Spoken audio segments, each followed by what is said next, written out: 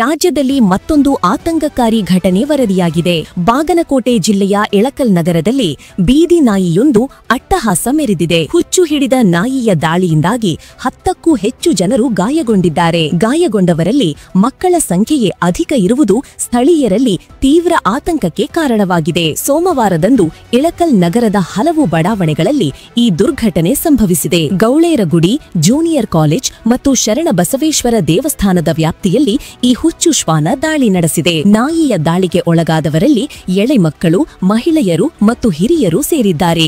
ಘಟನೆಯ ಅತ್ಯಂತ ಗಂಭೀರ ವಿಚಾರವೆಂದರೆ ಹುಚ್ಚು ನಾಯಿ ಎಳೆ ಮಕ್ಕಳ ಮುಖ, ತುಟಿ ಮತ್ತು ಕೆನ್ನೆ ಭಾಗದಲ್ಲಿ ಕಚ್ಚಿ ಗಾಯಗೊಳಿಸಿರುವುದು. ಗಾಯದ ತೀವ್ರತೆಯಿಂದ ಮಕ್ಕಳು ನೋವಿನಿಂದ ನರಳಾಡುತ್ತಿದ್ದು ದೃಶ್ಯ ನಿಜಕ್ಕೂ ಹೃದಯ ವಿದ್ರಾವಕವಾಗಿದೆ. ದಾಳಿಗೆ ಒಳಗಾದ ಎಲ್ಲಾ ಗಾಯಾಳುಗಳನ್ನು ತಕ್ಷಣವೇ ನಗರದ ಸರ್ಕಾರಿ ಆಸ್ಪತ್ರೆಗೆ ದಾಖಲಿಸಿ ಪ್ರಥಮ ಚಿಕಿತ್ಸೆ ನೀಡಲಾಗಿದೆ.